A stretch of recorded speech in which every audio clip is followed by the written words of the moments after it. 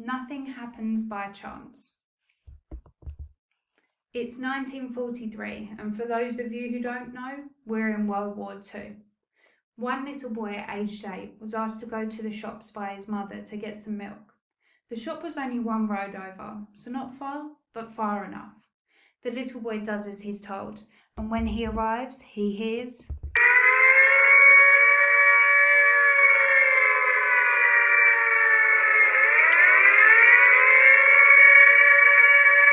the bombers are coming. Everyone hides under the furniture and stays away from the glass, except the little boy. He tries to go home to his mother. The shopkeeper said, "No, you must stay."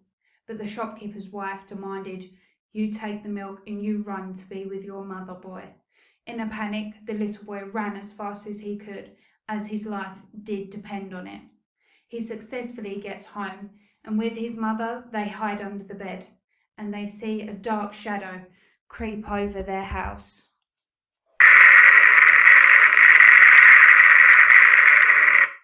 The fearful mothers with their children come out of their houses to see who and where had been hit. And to this day, I still thank the shopkeeper and his wife, as without them, my granddad wouldn't be here today. My granddad was that little boy. And I can't help but think, maybe some things happen for a reason. Now, I want you to think back to a time when something happened to you that may have broken you or made you feel like your world stopped moving. Now, picture what your life would be like if that hadn't have happened. You wouldn't be you, and your surroundings definitely wouldn't be the same. To quote Paul Bloom, it's not so much of an intellectual need, it's more of an emotional need that we all have. It's reassuring to think that when bad things happen in the world, that there's a purpose, there's a silver lining, or that there's a plan. And to think that the world is just this pitiless place where one thing happens after another is frankly quite depressing and frightening. And thinking in this way that nothing happens by chance is kind of a way to ease the pain and burden, and it allows us all to heal. And looking forward to a day where the struggles and setbacks and the hurdles all make sense is like a goal to people. Karen Salmansohn, the author of a happiness and wellness research website, describes this using a metaphor of the mighty oak tree. When a storm hits, the mighty oak is meant to grow into an even mightier oak. Those winds can actually help the mighty oak grow stronger trunks and stronger branches. However, the mighty oak will only grow mightier as long as it intuitively bends, so as to endure those stormy winds.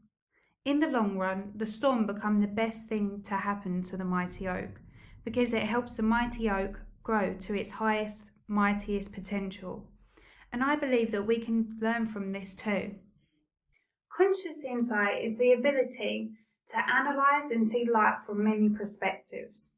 Once you choose to do so, you are able to see how you can grow with the stormy winds, just like the mighty oak, instead of resisting everything that life is blowing at you. The philosopher Aristotle concluded this on his journey of discovering the meaning of life, that there are two constants. One being that the universe is constantly changing and evolving, and what is today will never be the same tomorrow. And the second being enteleki, from the Greek entelekia, the distinction between the potential and the actual. He understood that everything happening to you currently has a reason, because it turns you into the person you are becoming. Having the ability to grow into one's best potential stored within a person, animal, or a thing. The here and now. The national and global pandemic we are facing is a tragic crisis. But is there something we can all learn from this? Looking at my own personal circumstances, I find that the pace of life has slowed right down.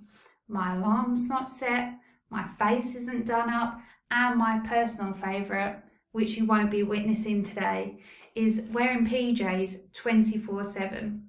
I've found myself taking care in activities with my family that I usually would find tedious, like cycling, gardening, and even playing darts with them. I've even been looking after my skin and my hair and eating all the right foods. This is no competition of productivity by any means, but I do seem to be spending more time looking after myself, which I should and never did. On a larger scale, as a community, my neighbours and I come out every Thursday without fail to clap for our NHS. We rarely speak to one another, but every week we come together, 2 metres apart, of course, to thank especially one nurse next door to me. Supporting each other through this horrible time has definitely brought us closer together and has definitely made everyone appreciate the NHS so much more. Even when I look outside, I see people doing exercise that usually wouldn't, i.e. my mum and dad. But it just brings me joy to think that they're doing exercise now. You see the dogs going for walks all the time. It's such a lovely sight. And to think on an even wider scale, the planet. Since lockdown, our planet has had a major impact. To start, Venice's canals have been crystal clear. Italy's coasts have dolphins coming nearer and nearer. China has a record-breaking pollution cut, and even comes down to deer in a Japanese city roaming free. And these events couldn't have happened if we weren't in lockdown. Our world has become more beautiful because of our absence, and that isn't a coincidence. We are losing loved ones every day, but wouldn't it be disgusting to think that all this heartbreak would be for nothing, that we couldn't see a bigger picture? Nothing happens by chance, and many believe that this was an act of Mother Nature telling us to open our eyes and to care more. But what do you think?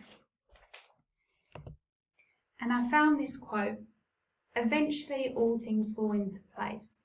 Until then, laugh at the confusion, live for the moments, and know everything happens for a reason." And I think that we should all look at this from time to time. Thank you.